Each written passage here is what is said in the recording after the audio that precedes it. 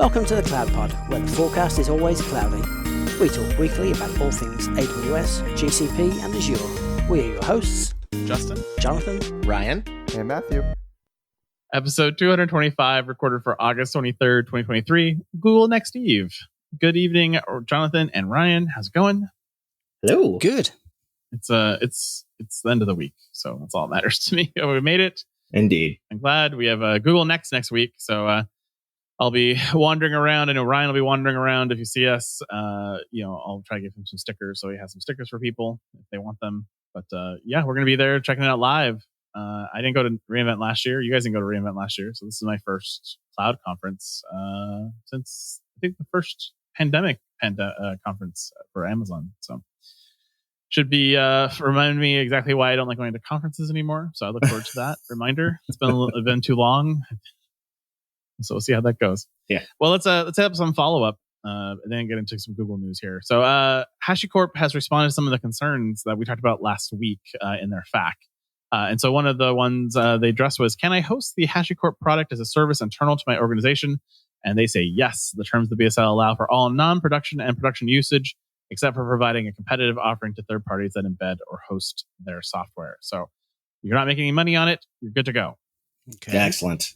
That's a big one, right? Because I know a lot of people who have that built into their pipeline. That one would have impacted us in our day jobs. Yeah. Yeah.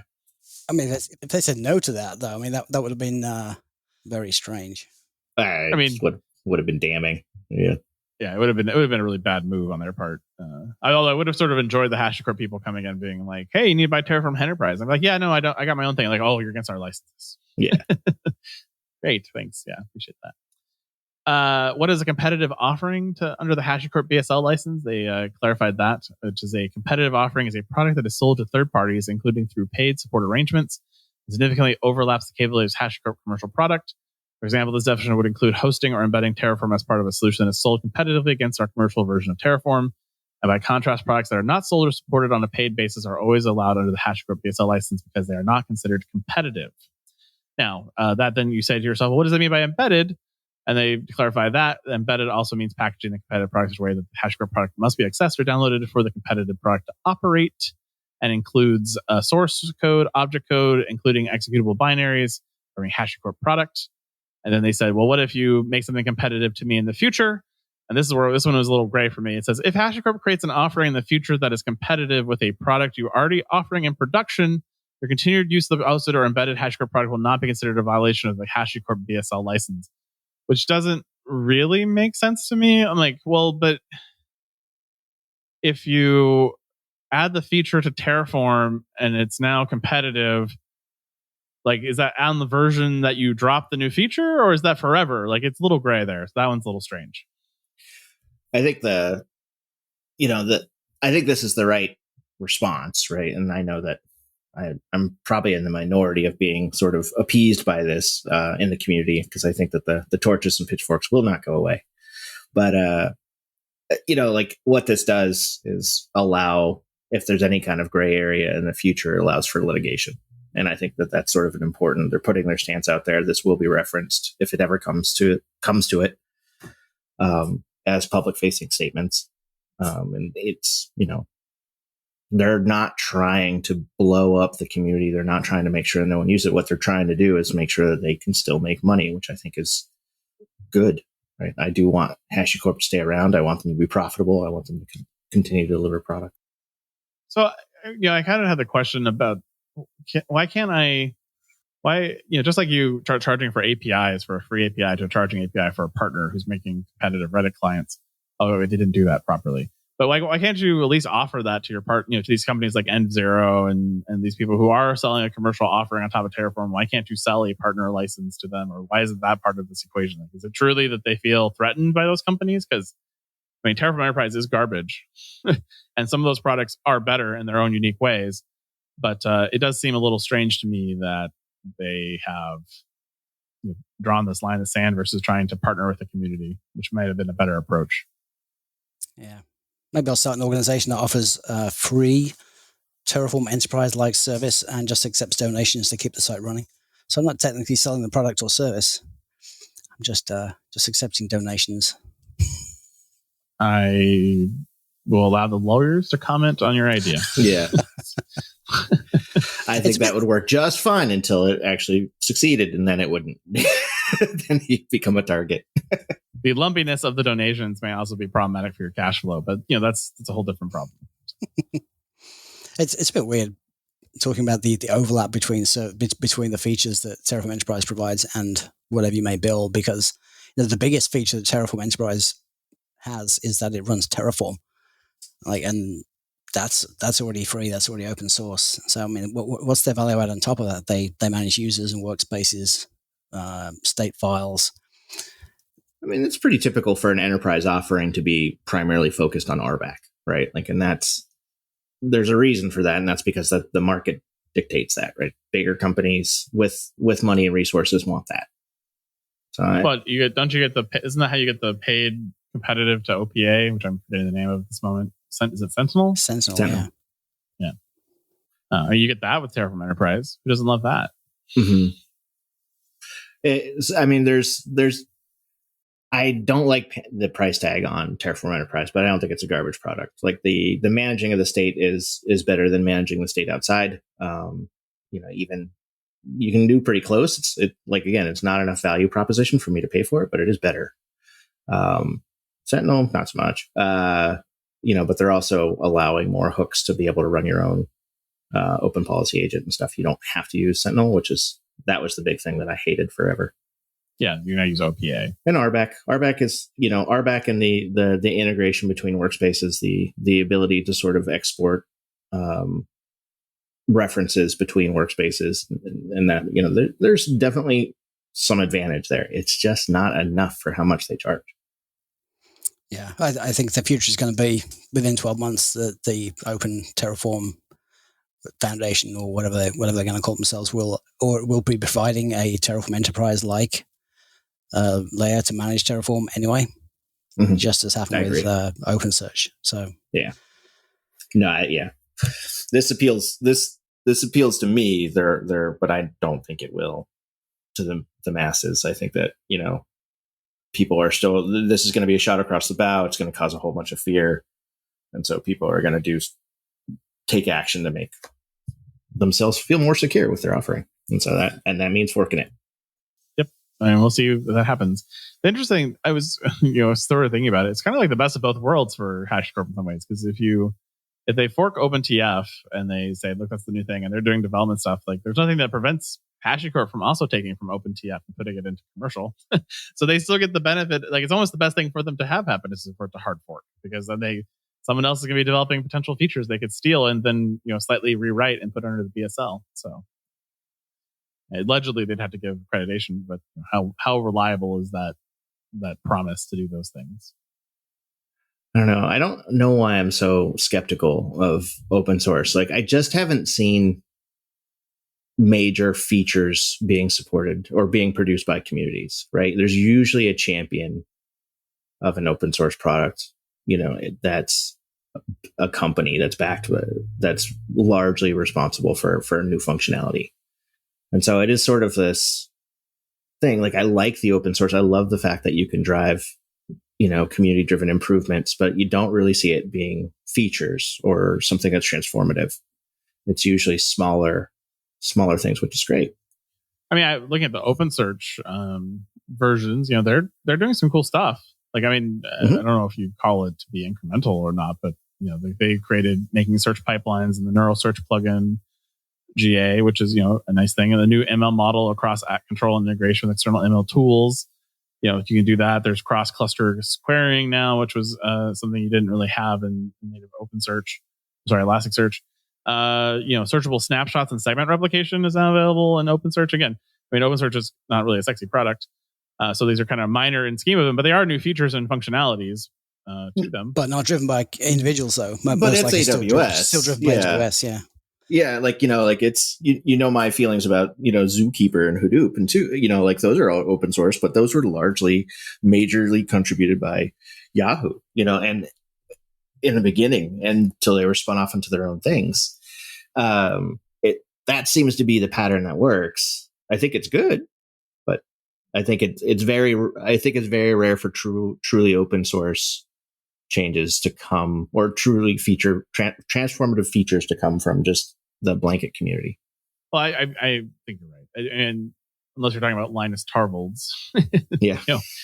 That's kind of a different, unique animal. But, like a lot of those, maintainers they don't get paid. So, it's going to be hard for them to commit, hundreds of hours of development time to build a new major feature into an open source project with no financial reward for them. Mm-hmm. And so that's why you do typically have to have these big companies sponsoring these projects so they can put resources behind it or commitments to people. And even we were reading the OpenTF, GitHub page where you can go sign the open letter to HashiCorp. People are, there are several companies that were like, we're committing to, paying for 4 full-time developers for 3 years, as part of their commitment.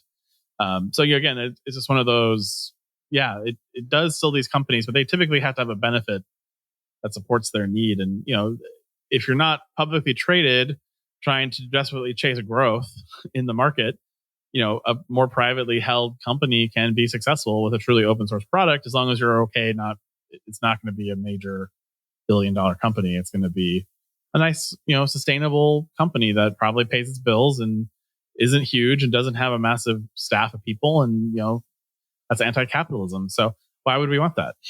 That's just the reality of it. So HashiCorp has to get those growth. They had to get that profits. They got to change the licensing model to do that, because otherwise those companies are eating at their heels, and that's a degradation to growth.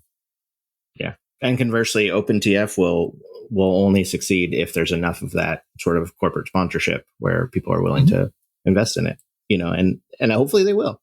I think competition's great. I think it'll derive a better product in the end.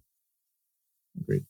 All right, let's move on to AWS, who had one announcement that I thought was worthy of our discussion, which isn't that worthy, but the EPYC processors have come to HPC. So if you're one of the 50 companies that need a real true HPC 7A instance cluster type for HPC workloads, which you're probably not, you're probably just bastardizing it for AI and ML at this point. That's now available to you. All of the 4 configurations of this server are the same price, so I don't really know why you would just pick the biggest one. But it's $7.20 an hour, or $52.56 a month in costs for AWS HPC 7A instances. So big servers, low latency, HPC for the win. I guess the same price for all the instance sizes kind of indicates that they're not multi-tenant at that point. So you get a portion of they're not shared. And maybe they do that for licensing. So you can only pay for 24 CPU licenses for your expensive database instead of 96. I couldn't for the life of me figure out a real reason to do that, and you just answered it. I was like, that's a bug.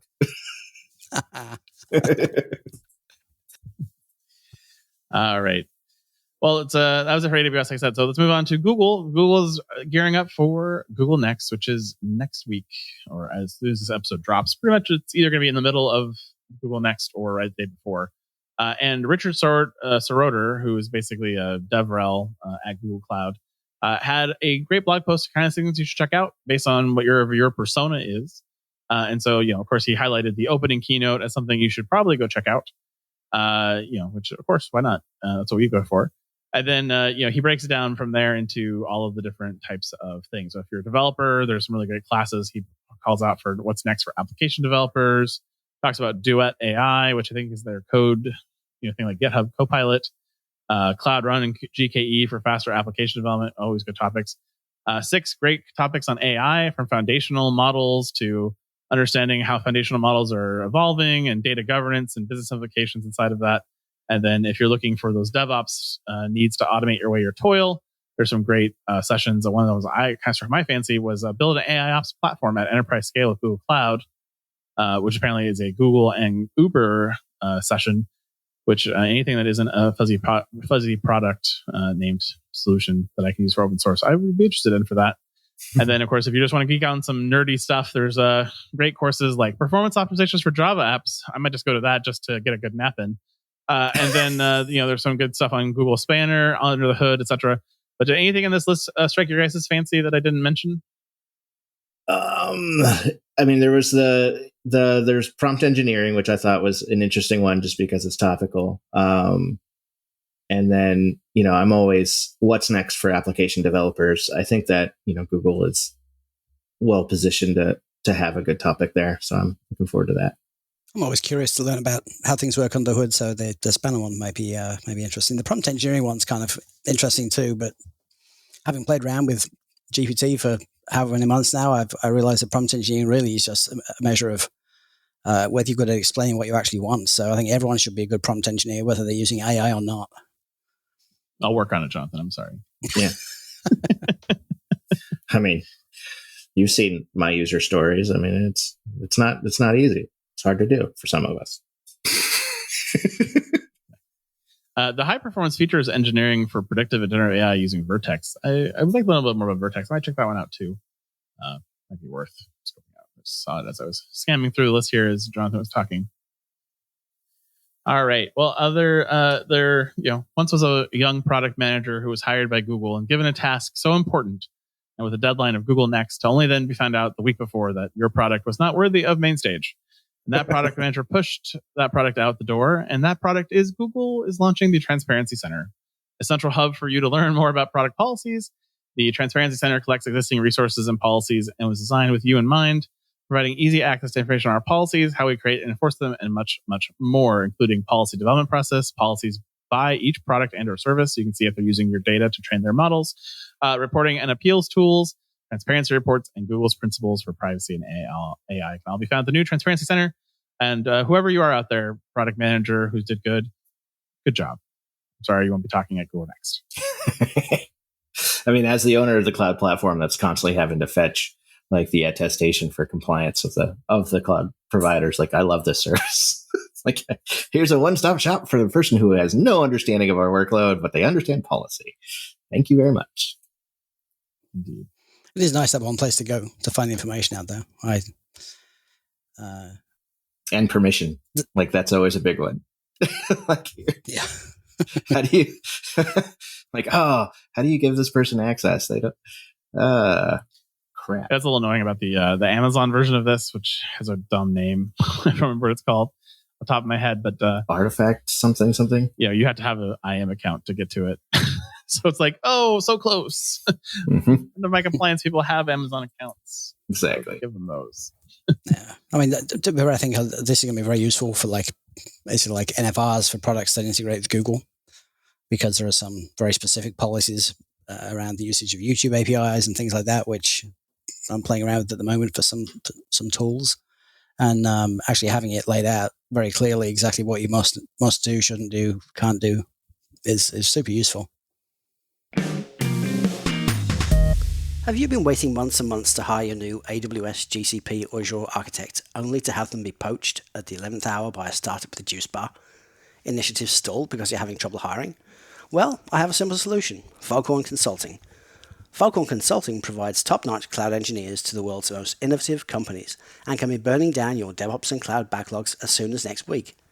Foghorn certified AWS, GCP, and Azure professionals are armed with infrastructure as code, and from day one will be designing performant, optimized cloud-native or hybrid environments that deliver on the promise of cloud. Their FogOps solution even provides on-demand cloud engineering to augment your existing teams. Visit www.foghornconsulting.com or send an email to cloudtalentnow@foghornconsulting.com and tell them the CloudPod sent you. Your dedicated FogOps team is with you for the long haul, and they bring their own juice. All right. Well, we have to do predictions because it's our tradition here. I will say that this was difficult. Mostly because Google's been kind of quiet actually for the last several months. Not a lot of announcements. They haven't really strategically aligned with what they are going to do or what they're doing. At least I haven't had those conversations to really know much to what to predict. So in the fairness of that, we said we're going to cut it down to 2 each instead of the traditional 3. And then Ryan cheated and rolled an 11 on the dice, so he gets to go first. And so, as our game goes, the idea here is that you are going to predict something that's going to be talked about on the main stage at the main keynote on Tuesday morning. And if your item gets hit, you get a point. And whoever has the most points wins at the end of this. Matt is not here, but he did send along his predictions. So if Ryan, Jonathan, or I have that prediction and it's on Matt's list, we'll give him a +1 for that item. He will not get a point for those. And if he has something on his list that none of us talked about, then he can get points for those. But that's the penalty, Matt, for not being here, and I'm not sorry. So there you go. Yeah. At least it's not work, which is our general policy. How dare he enjoy date night with his wife? Yeah. I know. All right, Ryan. So that puts you on the board with the first pick. Well, I am going to use my draft position and pick a generative AI prediction. Just because I know that you guys will hem and haw if I don't make it more specific than that. I'm going to say that it's generative AI, but specifically surrounding FinOps practice and cost management, which is as specific as I'm willing to go with my cool role. That's not a terrible prediction. You impressed me with your sleuthing abilities. All right, Jonathan, you're on the board. TPU V5. It's been a couple of years since V4 came out. It's all the rage. I think it's time. I know it's been in like limited access or beta recently, and I think now's the time. What was it again? I missed it. TPU V5. They're supercomputer in a box. Ah, yes, supercomputer in a box. It has been a while since they came out with V4, so that's reasonable guess. I think. I am going to predict that they are going to general available the Google Bard in Google Workspaces. As my first pick. Yeah, okay, that's solid. I mean, how not available is it today? I mean, is it available to everyone, but they're calling it limited or beta or? So you had to request access to it. I would say it's limited preview right now. They're not being very picky at this point to get you into the beta, but it's not general available, and I feel they're going to do something around it. I mean. If you wanted me to be more pedantic and more pessimistic about it, I would say maybe we'll see a new generation of the LLM around it, but I'm not going to take that because I'm going to keep it restricted to Workspaces with GA. And that takes us back to Ryan once again. And this is where you can see me struggle for predictions. I really had difficulty trying to find even a second one. And so my prediction is that they are going to announce a networking feature that only supports IPv6. Oh, that's very specific. Mm-hmm. Jonathan, your second pick? My second pick is that the new generative Bard-like technology will see further integration into things like contact center AI or retail AI to improve their natural language abilities and, further reduce the reliance on already low-paid call center workers. Well, that's very capitalistic of you as well. Generative AI for contact center, and what was the second part? I'm sorry. Contact center and or retail AI. Retail AI. All right, great. Now I'm sort of scraping the bottom here, and so I decided to go on the negative side pick for my second pick, and I'm going to say they're not going to announce anything new. On stage.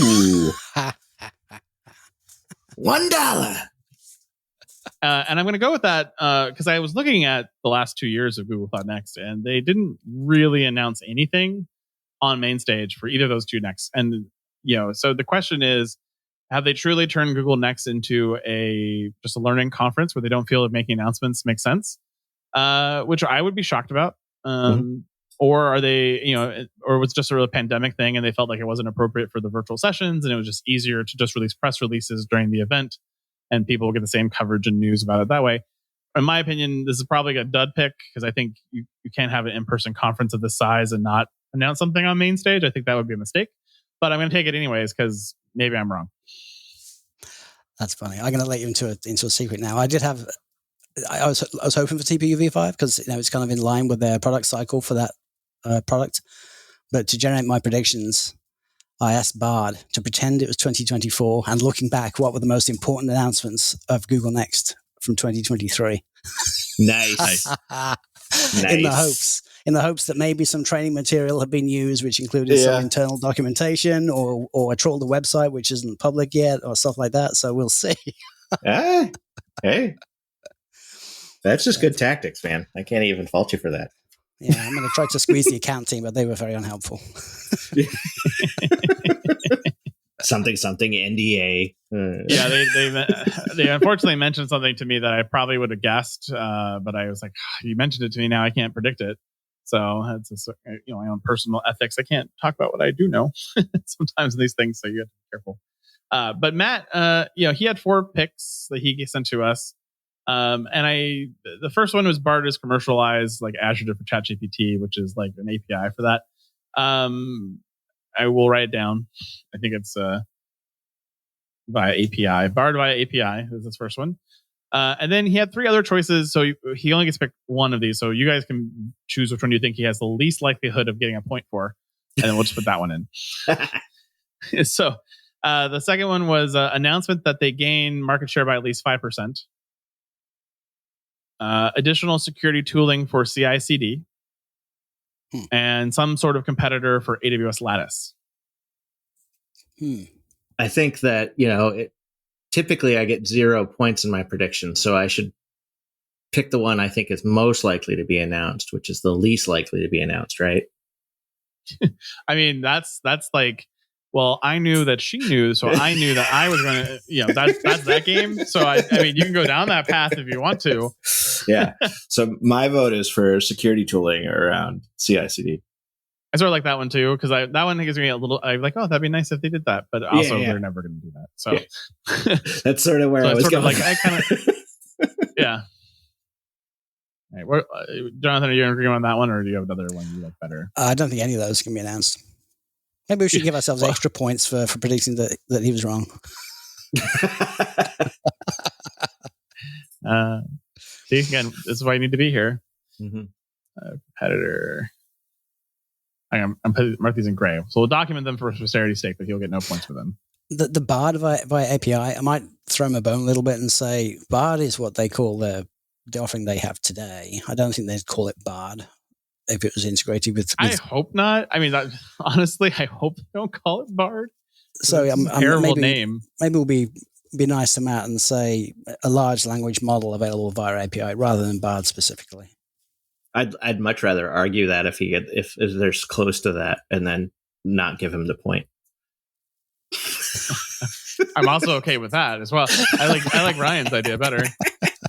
Hey, like, we're gonna need all the help we're gonna get if someone's gonna win this competition this time, because like we haven't seen a Google Next in years in person, so who knows what we're gonna get? Should be COVID probably. Yeah, that's a possibility. Oh hell, I could have had that as one of my predictions. Yeah, that's pretty good. All right, so for a tiebreaker on this, yeah, who's the one who's going to get COVID now? No. So the tiebreaker always is how many announcements were made on main stage, and so this is in reverse order. So Matt's not here, so you've ruined it. You've already selected 0. You can't get 2. I did, but if if it's 1 and I say 1 now, then I would. This is Price is Right rule. So yeah, you're right. 1 would be a great answer, but I'm not going to do that. I'm going to go with 6. So this is in reverse order, and Matt's not here. And then if Matt is tied, he just loses by default because he wasn't here. Jonathan, how many do you think are going to be? New products or new features of products, or both? Both. It was announced on main stage. Either it's a new feature or a new product. I don't care. It was on main stage. Yeah. 9. All right. And Ryan? 1. Well played. Got all the spots. Okay. Well, that's we'll see how we do next week. We'll either be killing the segment altogether because we're no longer good at it. And we'll never speak about prediction shows. I think part of the fun is that we're so terrible at these. I mean, that's kind of why it's fun. And if we hit one, we're like, yes, we hit it, or or we had to justify how this thing that's sort of parallel or sort of like an edge case of what we had as our idea. Be like, oh, see, that's related to the same thing, and then we argue about it. Really but when we lose, I think it's more a reflection that the cloud providers aren't listening to what we want. I think that's absolutely right. If they were more customer obsessed, obviously. So, I was, with AWS, it's a little bit easier to do these prediction shows because they do listen to their customers. And so if you kind of keep a pulse on what's happening out in the market, you can kind of come to an answer on this pretty quickly of some good ideas that seem reasonable. The problem with Google is they don't listen to anybody but themselves. And so, like what I really would like from Google to announce at Google Next is like, hey, we're going to start investing in higher level services and more managed services. Like, hey, a Kafka for Google Cloud competitor. I'd love to have that. I'd love to have some other GraphQL type options they don't have today. I would love to have other security managed services they don't have beyond DLP, which is nice they do have that one. But like there's a lot of managed services and things that I would like that Amazon has. Like I'd love a SFTP solution. That'd be great. I'd love it. I'd use it right away. These are all things that I just don't have any hope that Google will actually do. In my research for this, I was going through the Google Bug Tracker, as their feature requests are publicly accessible. And I compiled a list of like just gripes that are just basics that, I think they should have. And I'm surprised they don't, like there's the ability to move around floating IPs between compute instances. There's labels and label inheritance across, attached disks and other, sort of VM components, like just stuff that's been around for a long time that's makes just ease of use a big deal. The other notable one I had was Apex records for Cloud DNS, so that you could actually have CNAME like behavior for the root of your DNS domain. Yeah, that'd be nice. Oh, we should have like an honorable mention section like we usually do. If we were going to do that, I think V5 of the Google Terraform provider. Interesting. All right. Well, then our final story for this week, because we're all going to go drink heavily probably and sleep. And our final story comes from Azure this week with the Azure Blob Storage cold tier now in general available. I always thought blobs were cold. That was just kind of my assumption that, you see the blob movie and you're like, yeah, it looks like it would be cold. Azure Storage Cold Tier, though, is an online tier specifically designed for efficiently storing data that is infrequently accessed or modified, all while ensuring immediately availability. The nice part about the cold tier is that it is least easy to use as the hot tier, with all APIs, SDKs, Azure portals, PowerShell, CLI, and Storage Explorer supporting the cold tier natively. And I have a quote here from David Nyo, Chief Technology Officer at Commvault. Commvault is committed to ensuring customers can take advantage of the latest advances of Azure Blob Storage for their enterprise data protection and management needs. We are proud to support cold tier as a storage option with Commvault Complete and our Metallic SaaS offering later this year. That's nice. Appreciate that, David. So much worse when blobs are warm or hot. Like, it would be disturbing, wouldn't it? Yeah. I have nothing interesting to say about storage. We outdid storage last week at Storage Day. I think Jonathan's still mad at Windows. Yeah. All right. Well, that's another fantastic week. We'll see you at Google Cloud Next. If we see you there, say hello. And we will see Jonathan back here next week to see how we did with hopefully Matt. Yep. I'll see you later. Bye, everybody. See ya. And that is the Week in Cloud. We'd like to thank our sponsor, Foghorn Consulting. Subscribe on iTunes or wherever you get your podcasts and tweet us your feedback at #TheCloudPod. Or join our Slack channel. Go to our website, thecloudpod.net for sign-up instructions.